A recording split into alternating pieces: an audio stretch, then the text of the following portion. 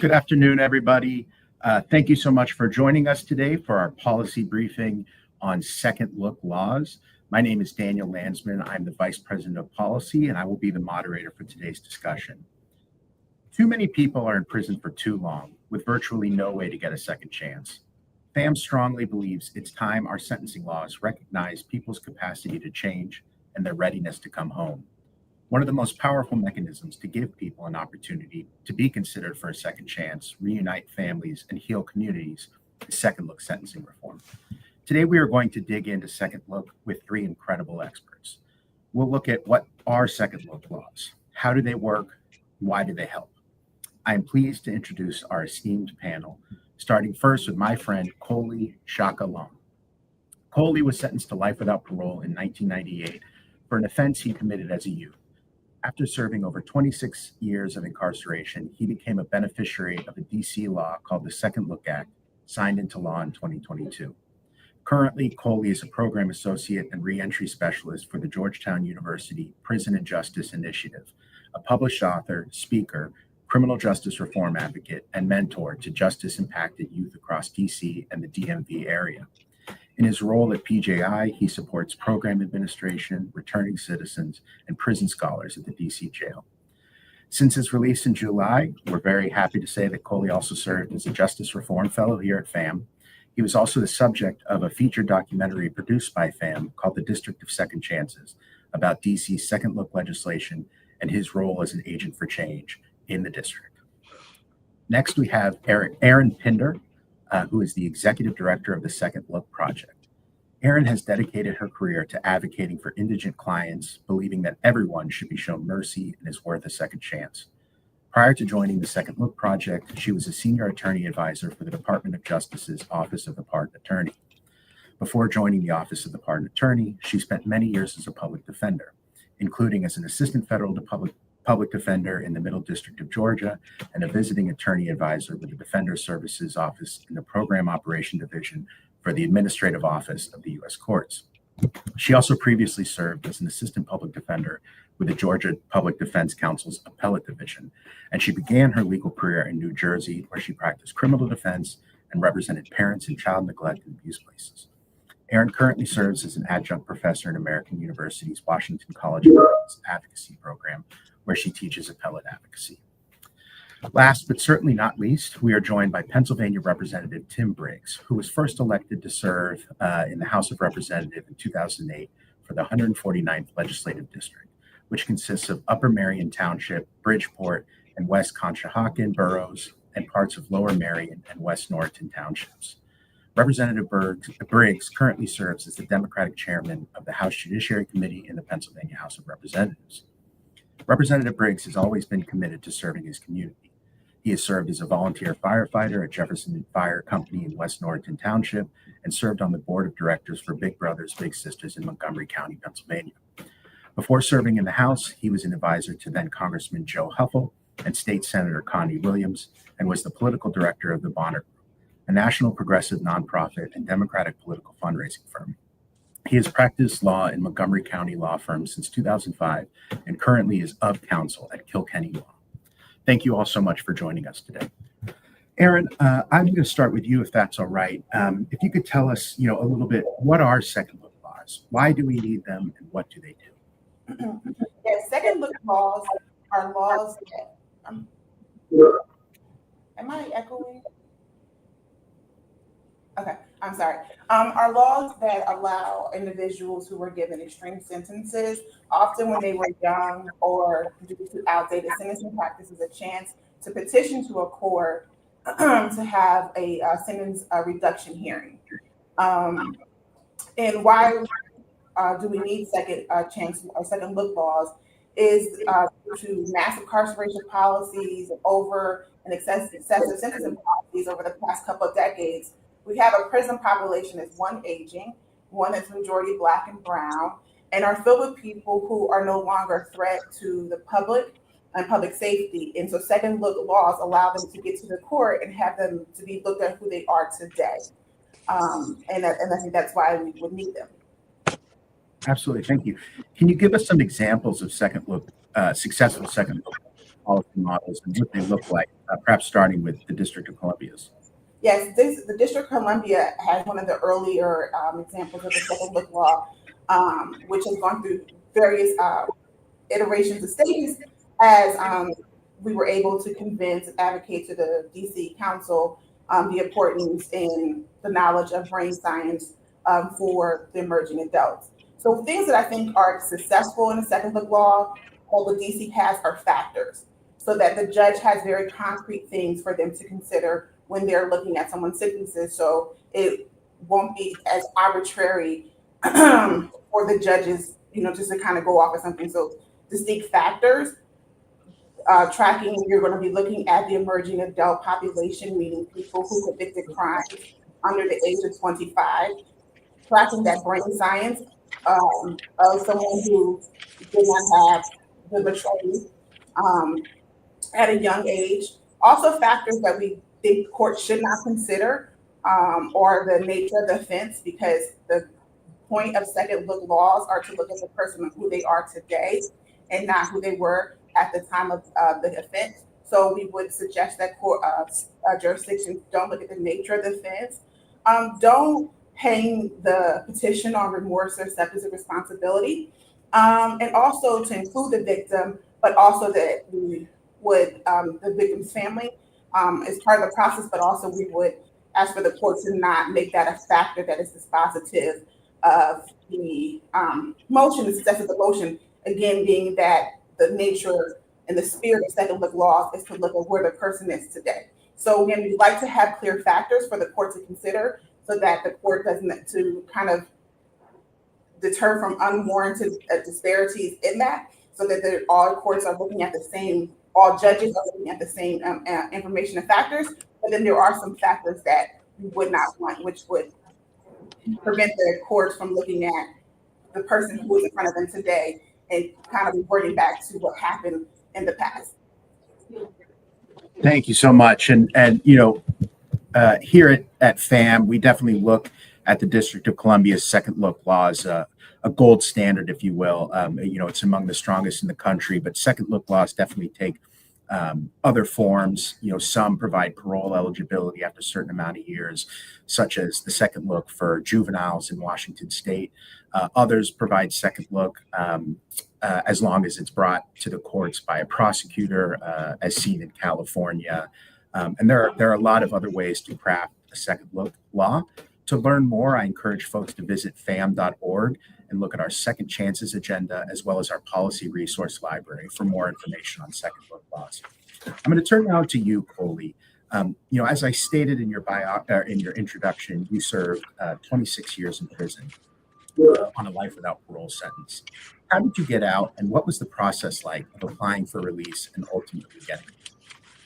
I think the glimmer of hope appeared in 2018 when the DC Council first passed the Incarceration Reduction Amendment Act, the IRA Act, for youth offenders that were the age of 17 and under that caught violent offenses and were sentenced to draconian type sentences and served over 20 years.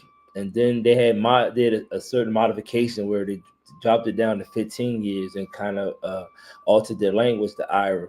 But 2 years later, after the successful release of a lot of guys that were eligible under the IRA Act, that the DC Council and a huge part of that was a lot of the guys that were recently released advocating for us, because like there's a certain population, because a lot of us went into the prison system in droves in the 1990s and the early 1990s on this quote unquote drug war on drugs, and we kind of matured in prison, and the whole by us being DC code offenders, due to the closure of Lorton, which was the state prison for DC, and they sent it to the feds, like it was another journey, that was specifically unique for guys from DC. So it was like we were a community amongst the incarcerated community, if that makes sense.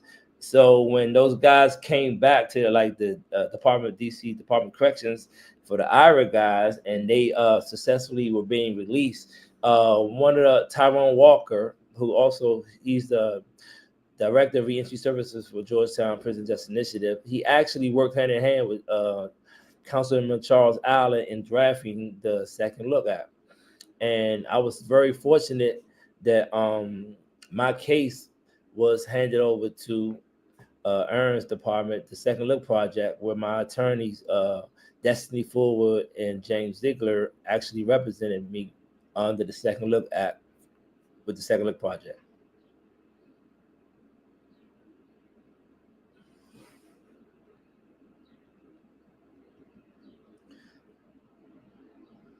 I think you're muted, Dave. Daniel, you're muted. Sorry about that. Thank you so much for sharing, and more on your experience. You know, FAMM produced a documentary that you were kind enough to take part in that featured your experience along with Gene Downing and Anthony P. Petty, who were released under the DC Second Law. Do you recommend people watching that film today, and why? You know, what is the story being told in that film? Honestly, the evolution of the human soul can't always be quantified by scientific observation. We look at stats and see X amount of people are released and crimes go down, and numbers don't really tell the full story of a person's humanity or people's humanity. And I'm so grateful that to be a part of the FAMM allowed me to be a part of the District of Second Chance documentary, because it showed the evolution of three individuals, such as myself and Lil Pete and Gene, and our evolution through prison, and the struggles of getting back out. Because, like you say, the Second Look is not a virtual get out of jail free card. A lot of us, we did bad things when we were young, but we're not the total sum of those mistakes that were made. And that documentary, it highlights that. It encapsulates that. I don't believe that prison rehabilitate people, but it provides pockets for us to heal, to learn ourselves, to educate ourselves, and also to give back, to the younger people inside, and to translate that when we get the opportunity to go home, that my story is no different being a youth in DC than Chicago or New York or any impoverished city of this country. And to see, and I witnessed that when we actually had the premiere in California. There was a group of judges actually watched the film, and they, so when the film was over with, Gene and myself, we spoke on the panel, and it was like, man, and California is really kind of progressive in certain laws that they're trying to implement, but just to hear the judges say that, man, we want more judges to see this, so we can understand that the person that stands before is not just a defendant, but but the possibility for change, not just for punishment, but for healing, kind of emulate kind of how the trajectory that you guys are doing. So I think it's very important for other state legislators and judges and people in the judicial system, just, to watch that film, because it can actually give a face, to the people that they read on these docket sheets, it's just as defendants, and it was a very humanizing movie. Yeah, thank you so much, Colie, both for taking part and for speaking a little bit about the movie. For folks interested in learning more, they can go to districtofsecondchances.com.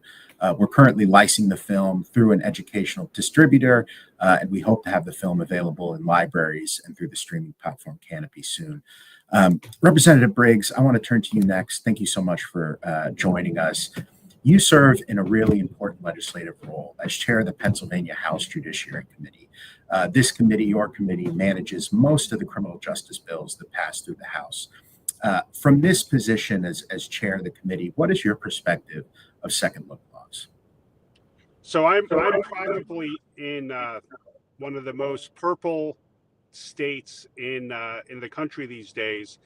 The House Democrats control the House of Representatives. We have the majority in the House, but the Republicans control the Senate. We have a Democratic governor.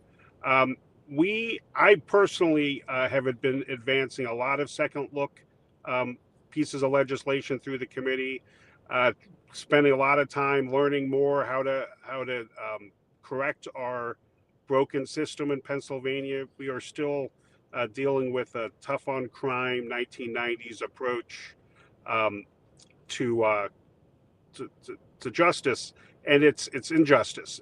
We spent time with Celeste, who's our state person at SCI Colie yesterday, probably a historic opportunity with 25 legislators, bipartisan, listening to a group of lifers about opportunities that we could use to correct our systems. We have to do more stuff like that. So I'm on board. I am doing my best to move that legislation through committee. I'm trying to move it through the House. We have a very narrow majority. We'll talk a little bit more about how we can address these challenges, but it's something, we have a lot of room of growth, a lot of opportunity to grow and do better in Pennsylvania for sure. Thank you so much. And yes, I have to take the opportunity to give a shout out to my colleague / trustee. We encourage all elected officials to visit prisons in their districts and their states. And I applaud, the over 24 Pennsylvania lawmakers that joined my colleague Celeste in the prisons yesterday. That's lawmaking at its finest. And I encourage others listening who may see this in the future to join the movement, visit a prison, and together we can learn more about undoing this system that has locked people up for too long.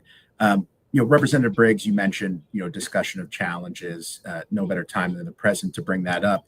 Can you talk a little bit about the challenges of passing legislation like second? Yeah, so I think on the Democratic side, we have to be more pragmatic.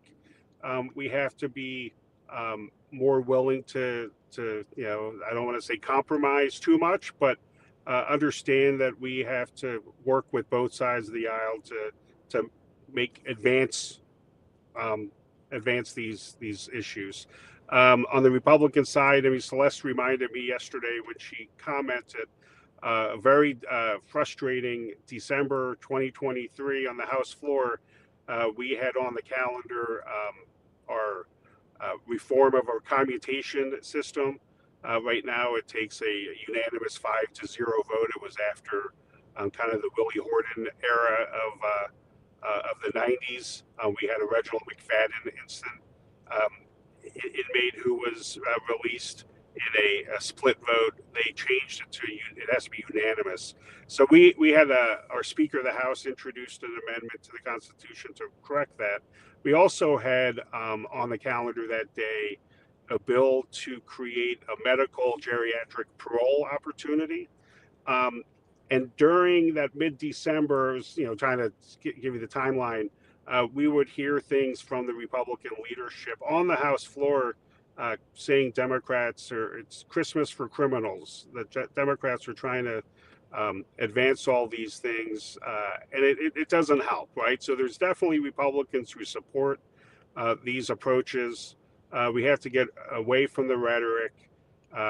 We have to get away from the emotional circumstances of one awful situation, and just try to advance legislation that is what most of Pennsylvanians want. They want second chances, and there's the Chamber of Commerce wants workforce, and there's people who the testifiers yesterday were some of the most inspiring men I've ever met. The lives they've lived and the evolution they've had. Imagine what they could provide back in their home communities to young men that don't that could set them straight.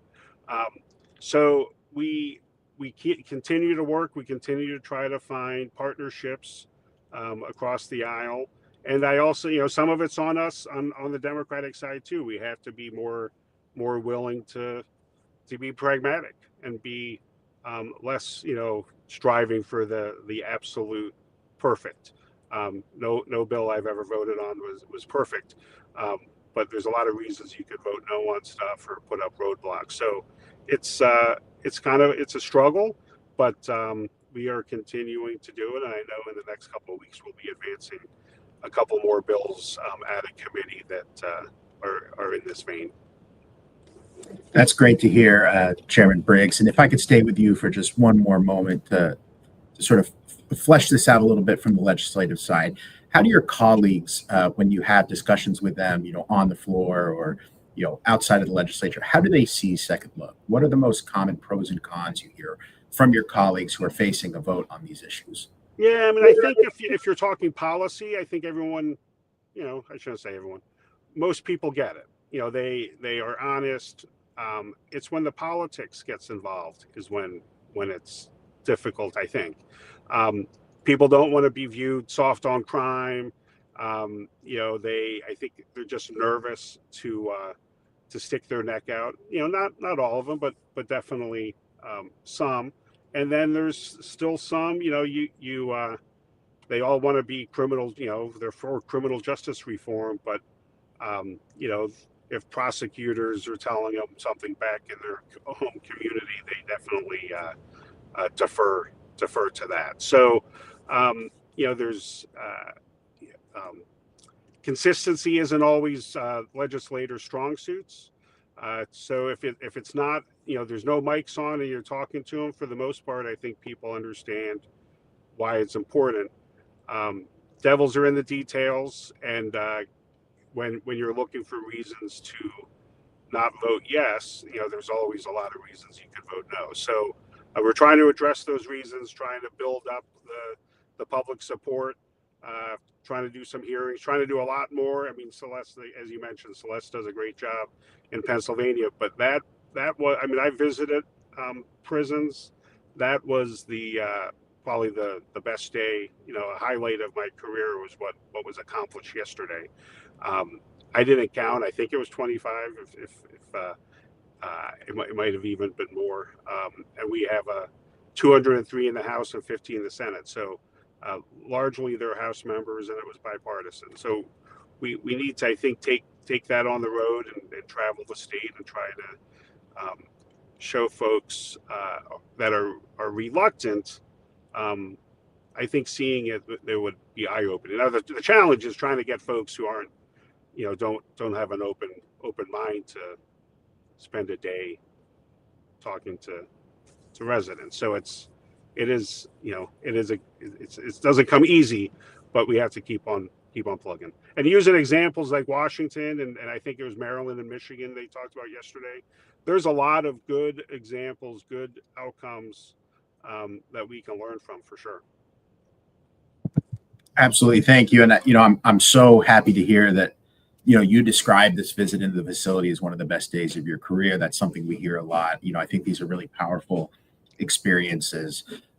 Too often there are, preconceived notions of what someone serving a life sentence is. And as we know from Colie's story and countless others, those preconceived notions are often incorrect. And so I'm really grateful to hear that, Chair Briggs. One objection we do hear a lot from lawmakers and folks in the legislature when we're pushing second look laws is a concern that it would take away from victims and survivors of crimes. Erin, as someone who works deeply in this policy from a practitioner standpoint and an advocacy standpoint, what would you say to that? Does second look take away from victims and survivors of crimes? How is their perspective brought into this process? As release decisions are being made. Yes, first I would acknowledge that there's nothing that anybody could do to take away from that victim's family or the survivors hurt, and I think the DC Second Look and IRA accounts for that. So they have a mechanism to be heard. And the U.S. Attorney Office contacts them. They are allowed to come to court, they're allowed to be voiced and to be heard. So, they're not left out of the process in the, in DC Second Look. And I don't think they should be left out of the process. I do believe that their voices should be heard. But like I said, having the factors that DC does in they have 11 factors in their law. It does allow the judge to equitably take that the voices from the survivor and the victim's family and still apply it forward looking to who the person is today. So they're allowed to be heard. They have space to be heard, and they should be heard in that process. But the way that the law is structured here in DC, it does allow for the judges to hear that, but then still apply that to who to where the petitioner is today. Thank you so much, Erin. And we're seeing a deepening understanding, I would say, across the country, that there doesn't really exist in many cases a clear dichotomy between victim and someone who's committed a crime. In too many cases, someone who has been a victim goes on to commit crime, and sometimes very serious crimes. And we're starting to see a push in the second look space to address that. For instance, a bill in Georgia, House Bill 582, championed by the Georgia Coalition Against Domestic Violence and the Georgia Justice Project, is sitting on the governor's desk awaiting signature. This bill would grant resentencing to victims of violence and abuse where it played a significant role in the commission of their crime.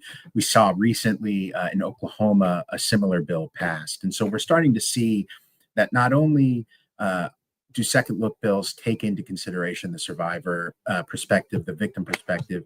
In many cases, survivors and victims come to the table in support of second look. And in other cases, second look laws are there to benefit survivors and victims who their victimhood and the harms committed upon them led to their own crime and their own activities. Passing legislation is one thing, and it's a very important step in the process, but implementation is another really critical part. And Erin, your organization, the Second Look Project, was founded specifically to provide representation to people who could benefit from DC's Second Look law. What did that look like when the Second Look Project was founded versus now? And what type of advocacy do you recommend people do before the law is passed versus once the law is passed and implementation is now needed to make sure that there's a more seamless process between the two phases of reform? Yes, I would recommend two things. One, having a clear implementation strategy, and then educating and the education strategy. And I think there are two separate, paths.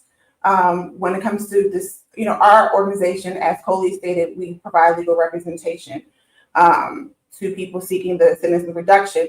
And so earlier on, one thing that our organization did was spend a lot of time with our community partners like FAMM and the Public Defender Service and other organizations, really developing how are we going to represent the amount of the large amount of anticipated petitioners once the law goes into action.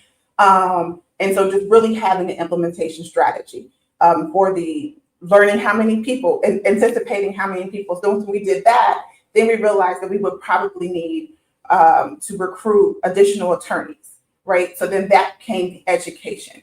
And so two things that we wanted to make sure we did was educate not only ourselves, but the other attorneys to make sure that they understood that our clients, their needs, as I stated before, the DC law focuses primarily on emerging adults, and the statute tracks the brain science that we now know about that population. So making sure that the attorneys understood the brain science as well.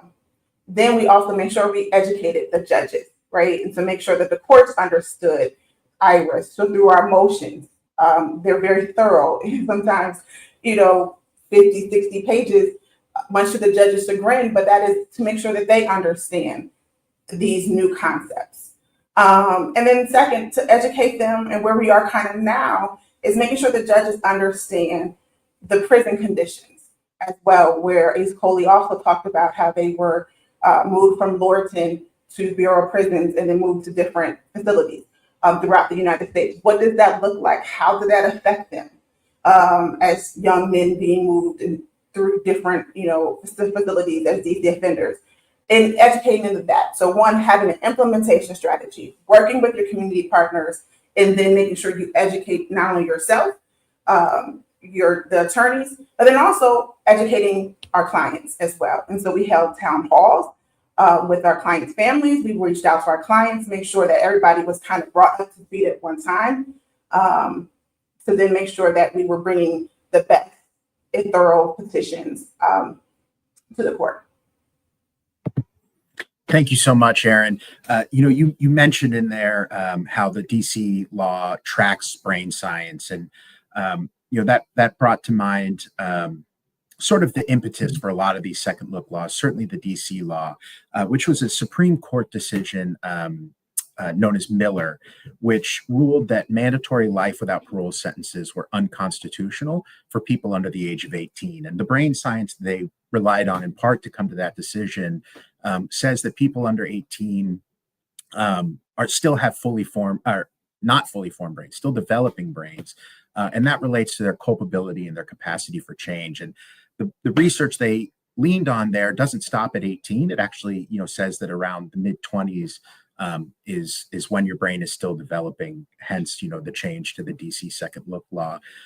Chairman Briggs, sometimes these Supreme Court cases forces the legislature to act. That was certainly the case in Miller, where legislatures had to adopt to the Supreme Court's ruling and pass things like the initial IRA Act in DC, the juvenile second look law in Washington State. In Pennsylvania right now, there's a case moving its way through the state court system challenging the constitutionality of mandatory life without parole for second-degree felony murder. What happens in the legislature when a big court decision comes down like that? How does the legislature respond? And is that a way that, strong reform can come about in the statutes? You're muted, Representative Briggs. It was very insightful what I just started saying. So sorry about that. So thanks for that. We've actually looked at how Pennsylvania dealt with Miller. The steps that it had to get done to try to streamline in anticipation of a Supreme Court decision we are hoping comes in the next month or two regarding the second felony second degree. We have a bill. I've introduced a bill to reconfigure that makeup of what that sentence would be. With maxes and minimums of the sentence, and how the determination, essentially resentencing, would happen. We threw it out. We had a hearing last year, just before the Supreme Court's oral arguments, to try to get some information out there on alternatives that, if the courts were to dictate how it's going to roll out, I'm not sure they will do that. I think I hope they will rule that it's unconstitutional and charge the legislature with addressing it. And once that happens, I think we will have to have an emergency, immediate stakeholders and leadership meeting. Myself, the Republican chair, the Senate Judiciary Committee have already addressed this issue. Discussed it. Maybe it's staff and not politicians kind of trying to hammer out a draft, and then bringing in the chairs of the committees to try to find some consensus about the best way to approach it.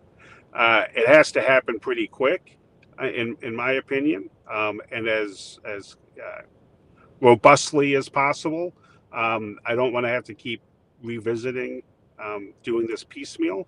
I think that's what happened in Pennsylvania with the juvenile lifers. But I think we have a good roadmap with how that happened, and if we could learn from some delays that occurred there, I think we were going to be in good shape. But supposedly the oral arguments were, I think the questions were positive. The real question about that I think people will have is forward thinking versus retroactively. And my bill does make it retroactive, that life, death by incarceration would not be available for second degree felony murder. But that is, the governor issued a amicus brief requesting that be left to the legislature to decide. But his amicus brief said it should be ruled unconstitutional. So that was encouraging position. So I think we all are ready to act pretty quickly to try to get something something done legislatively once the courts decide. Well, thank you so much, Representative Briggs. I do want to leave some time for question and answers from the audience. So folks who are watching on YouTube, if you have questions, feel free to put them in the chat. I'm going to start with Colie for my next question, but I will turn to all panelists on this. And it's a bit of a softball, but sometimes those are okay every now and then. Why should state and federal legislatures welcome second look laws? And why should this be a priority for lawmakers across the country? I think because for the good of communities, because a lot of guys, you got to realize that these men and women, they're not just incarcerated people. They're somebody's dad, they're somebody's brothers, you know what I'm saying? They are stakeholders in family households that's being missing. So all this money, is particularly in DC, you know, all this money to be poured in to like, how do we make our communities safe? It's impossible to have safe communities if you don't have stable households. And it's been like fathers been separated from their children for so long. You know, dominant male figures been separated. You know, our communities have been decimated. You know, Black and brown and disenfranchised communities have been decimated because of the lack of male leadership. And the work that we do, because ironically in DC, like a lot of us that come home, we do have a sense of solidarity for us, like representing our brothers and sisters that's still inside, and you know, and the connections that we've made from DC, from guys that are not even from DC, that are still in the federal system, that court their cases, young guys, like we know we are a representation of them. Us to actually take, I first matriculated to Georgetown as an incarcerated student. Last semester, I actually taught a class at Georgetown University, you know, and it's these type of things that if you think Shock is a great person, there's thousands of other guys that just dying for the same opportunity to showcase their greatness as well. You know, so that's what we do. So and I think legislators need to see this. Like I said, I just like when to your question, and I mentioned when we had this showcase, the premiere in LA, you know, and to meet those group of judges, you know, that to really to see a click, a light go in their eyes, and understand that, hey, man, because they really lose the fact that the people stand in front of them every day are human. You know, that when that title of being defended or a code offender or whatever, it blocks the humanity of the entity that's standing before them.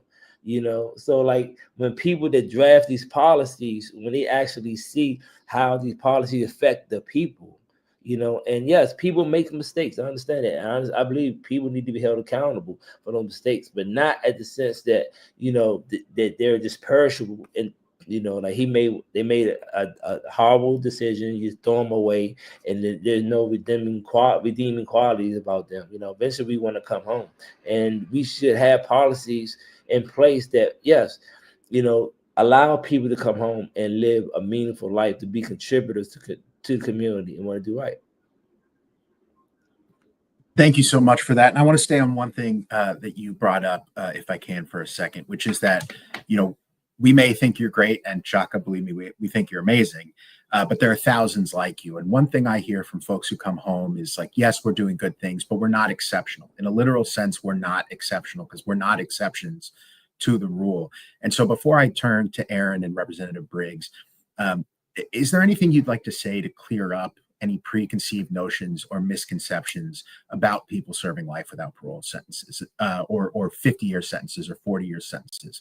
What would you like the folks watching and folks who may watch in the future to know about people who are serving these very long and extreme sentences in our prison system? I mean, honestly, like I had life without parole, and I knew the struggles. Like ironically, like just because you're in prison, you know, people seem like it's a sense of like, I don't even know what the word is. Like you did something to get yourself there, especially when you have a life without parole sentence. It's just like you're just there, you're just gonna rot. But you know, you see all these commercials about if you see a dog or a cat just being in a cage, you know, and isolated, it's a public outcry, you know, but it's not a public outcry for a human soul that goes through these things. And a lot of these guys, yes, including myself, you know, I did some heinous things when I was young, you know. And I like to say I should have been separated from the community, but not excluded from the community. And when I had life without parole, a lot of the guys, there's no programming Programming availabilities in the prison system for lifers or people with life without parole is virtually non-existent. It's like, hey, you're going to die in prison anyway. Like, why you need to go program? But it's not. It's even in prison, there's still a sense like a self-actualization. That even inside that. Because like I say, once again, prison does not rehabilitate. But once you get in place of reconciling the things you did and get to a space of healing, yes, I was hurt, I caused hurt. How can I repair that harm? Then I try to add value in my any space that I occupy. So when I had Life Without Parole, there wasn't no program at USP Atwater. So I created a program called Turning Life Sentences into Life of Substance. And even inside, it was a men that we worked on cognitive thinking, emotional intelligence, how to be conflict resolution. Why people understand, like, why would you do that in prison? Because when you get on the phone, we still have community connections. You get on the phone for 15 minutes, you could be a father, you could be a better father, and those things. So just because a person is serving time doesn't mean they're just wasting away. Like, a lot of us are contrite, said we was remorseful for what we did, but we also have a burning desire to like just to give back. Whether it be from a sale or give release, like, we want to give back and pay it forward by making sure other people don't make the same mistakes we made. That's why we become mentors in prison. We try violence interrupters in prison with that burning desire that maybe we could have a positive contribute in the community. Thank you so much, Colie. Erin, I'd like to turn to you with the original question. Why should state and federal legislatures welcome second look laws? Why should they follow the path that the DC Council took? Why should this be a priority? Simply put, it's a good thing to do. As I stated earlier on in my opening statements, that a lot of these sentences that Colie is talking about deal with go date back to over sentencing policies, mass incarceration policies, really rooting in dehumanizing young Black, brown, and poor youth. And I think it is right to now give these policies rooted out of tough on crime policies, stereotypes, and just some things in our society that we would like to move away from. So giving these young or these men now and women now the opportunity to go back and say, this is who I am today, and have a chance to come home is a societal right to wrong these sentencing practices. I think also it's right because it does us no societal harm to keep somebody incarcerated who no longer poses a risk to society. I think it's right because if you are fiscally conservative and you care to be fiscally conservative, it is right that it costs more money to incarcerate someone as they are aging. And so therefore it's fiscally right to do it. So I mean, it is societally right for reparative purposes, I think in our country to let people come home. I think it is right when they don't pose a risk. I think, and it is right because, just fiscally dollars and cents, it doesn't make sense to pay for somebody to stay in jail any longer than they need to be. So I think for those reasons, I think second look policy should, we should have not just for emerging adults, we should really expand it. So I think anybody who has a strict sentence. Thank you so much, Erin. Representative Briggs, same question to you. Why should your state legislature, other state legislatures, Congress welcome second look laws, and why should this be a priority?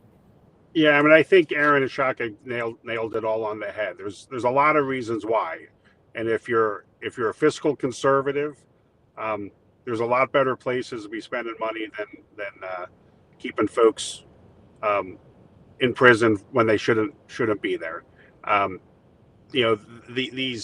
We've learned so much about trauma and brain development. Most of these crimes that folks are serving times was when they're young. They've learned, they've matured, they've developed. At some point, it doesn't make sense to keep them incarcerated. For what Chuck was saying, for their community, they could be mentors. They have a lot of contributions to make to their community. Wouldn't it be great if we, are addressing those crimes at a young age, so we kind of stop the pipeline? I think that's a valuable tool, but also, as Erin said, it's just the right thing to do. We are supposed to be about corrections and rehabilitation and redemption. All those things, we failed, right? So it's a broken system, at least in Pennsylvania. We need to do a lot better job to address it, and I think we can. The other thing that I think we have to do is just educate folks. One of the testifiers, I think it was Felix yesterday, and I was like this. I mean, I went to law school, didn't practice criminal law, but I thought a life sentence was like 20 years. I didn't know it was until death, until incarceration, right? Like, I didn't know they were dying in prison with some of these charges. So I learned a lot since I've been 17, 18 years in the legislature. But we need to do a whole heck of a lot better job, educating the public and the legislators about what these consequences are.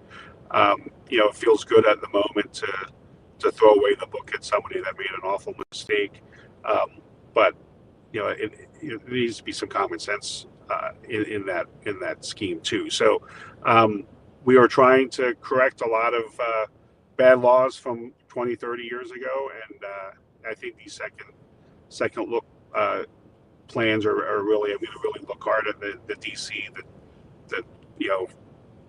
the metrics. I think it was under crime under 25, serve 10 or 15 years, and they can petition be resentenced. I think that makes a lot of sense. Thank you, Representative Briggs. And if it's okay, I'll stay with you because you brought up something really important, which is that education is really needed with lawmakers and with the general public, but particularly with lawmakers, especially if they're off committee, they may not have time to delve into all the policies. And education is a big part of what FAMM does. It's a big part of what Colie does in his advocacy, what Erin does. And it's a big part of what a lot of the folks watching right now and will watch in the future are doing. So do you have any advice for people listening about advocating second look bills with lawmakers? Any tips that you would provide? Yeah, I think we are so spread thin. I'm sure every state's like this. You deal with thousands of bills. Somebody ultimately makes a decision of which bills are in committee. If they get out of committee and they make it to the whole body, that's when everyone who's off committee starts paying attention. I think we could do a better job of prioritizing a couple, right? Each session, let's get all the different groups together. What are the 2 or 3 or 4 things we're going to try to tackle, and just strengthen numbers and have members of the community contact their own legislators and have it just it's advocacy. It's I always think it's simple, but I get it's different. I work for folks who elect me, so when I hear from constituents, it's a lot more impactful than I love Capitol Hill lobbyists, but hearing from folks who may have someone serving time or a relative, and what it would mean to them and their family, or whatever. The more personal, as an advocate, the more directly to their community. I live, I represent a suburban community outside of the city of Philadelphia. So I definitely, as chair of Judiciary, I hear from dozens and dozens and dozens of families. I hear from very few that are constituents, but I have, and it really makes a difference.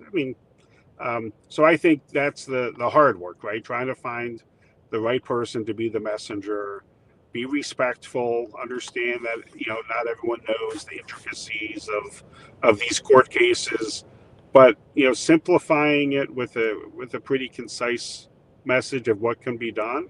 And then that's the discipline that the legislators have to have too. We have, I was going to say dozens. We probably have hundreds of bills regarding criminal justice.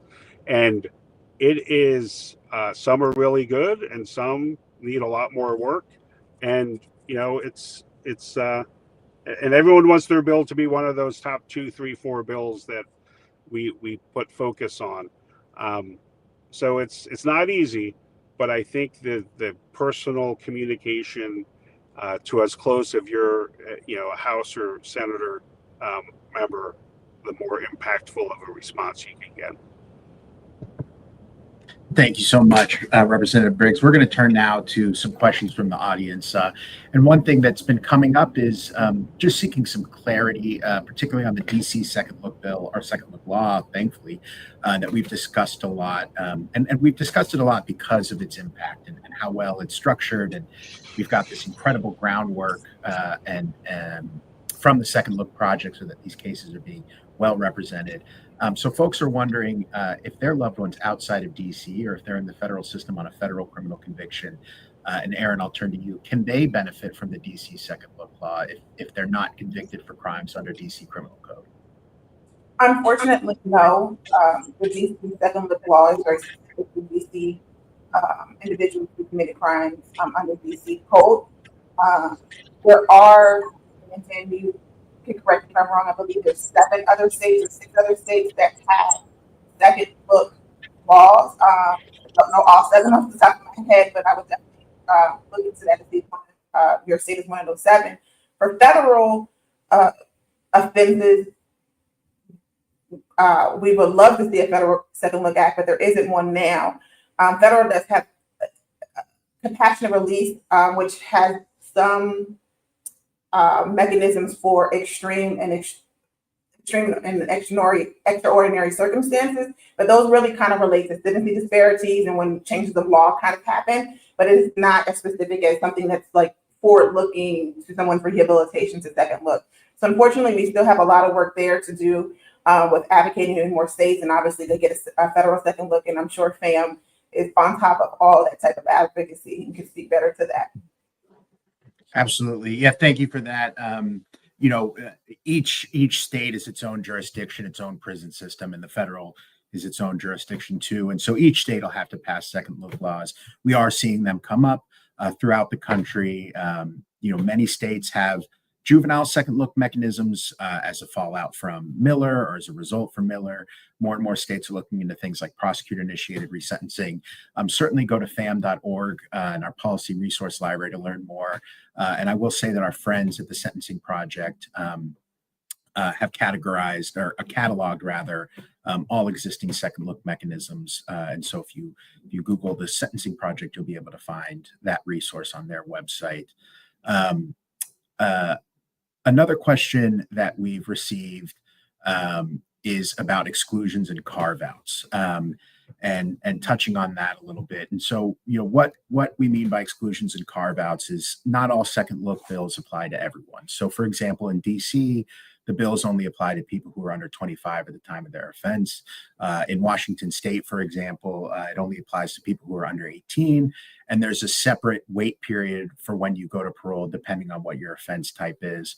I'll turn to Representative Briggs, as I'm sure he sees a lot of these come through his committee. Can you talk a little bit about carve-outs and how they come about and why they end up in these laws? If our goal is to get everyone out, sort of how do we end up in these positions where it's maybe more incremental? Yeah, that's the where you're trying to find that sweet spot. So somebody in committee may raise an issue, may raise a circumstance, an example during deliberation. Maybe there's an agreement that if they'd work on an amendment to address that. That's not what I was trying to get at. That's the trying to be incremental and forward movement, and not doing stuff that is short-sighted. That's the difficult part. What's frustrating is when you're trying to address those concerns and they vote no anyway. So that's the thing that you gotta learn. Sometimes it's not coming from a good place. They're just trying to poke holes in the bill.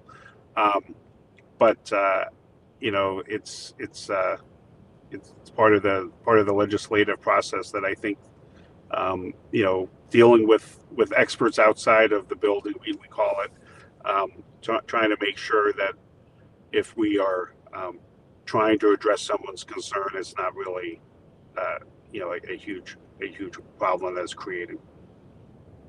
Thank you. Yeah, and I'll just speak for FAMM. We believe in second look for everyone. Our ideal second look bill would apply to everyone, regardless of their age at the time of their offense, and regardless of the offense. Again, second look bills are an opportunity for release. They're not a guarantee. Some folks may not be ready when they come up, but their offense is not a predictor of that. It's who they are now and not what they did when they were young.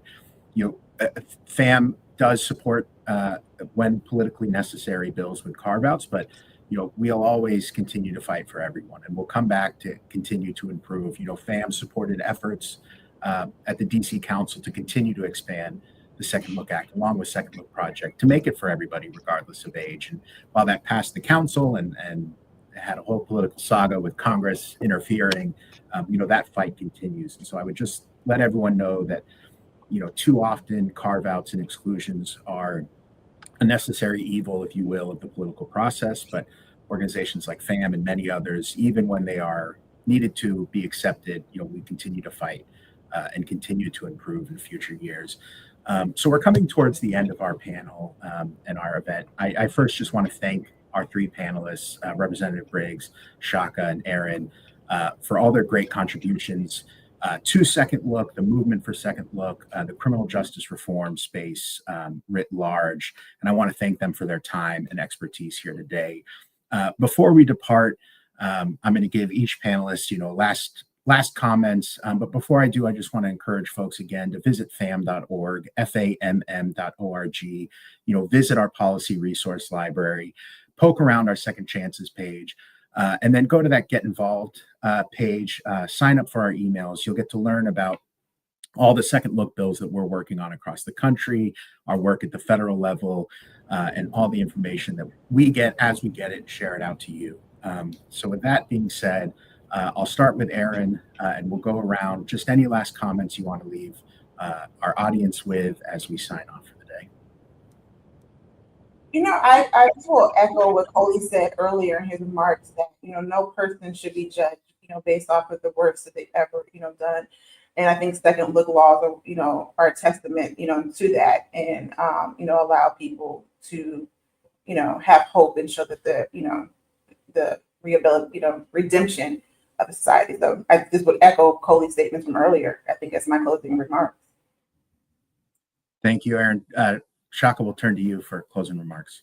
I just implore the audience, man, please check out FAMM.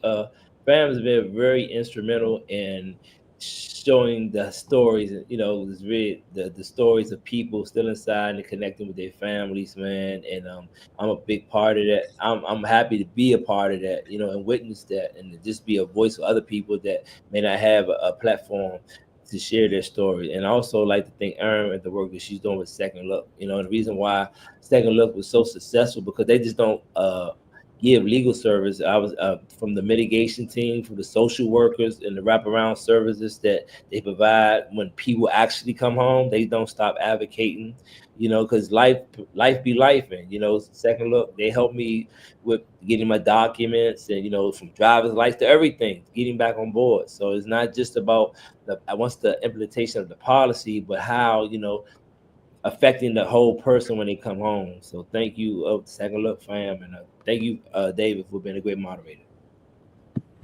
And we'll finish up, Representative Briggs. Any last comments? No, I just want to thank you for lifting up this important topic. All the work that FAMM does, great group, learned a lot, and looking forward to trying to dig in deeper on second look laws in Pennsylvania. Well, thank you so much. Again, thank you to our panelists, and thank you to the audience for tuning in. If there's anything that you wanted to revisit on this will be available in perpetuity on our YouTube page, as well as in our policy resource library. Thank you again, everyone, for joining, to our panelists, and I hope you all have a very good day. Thank you. Thank you.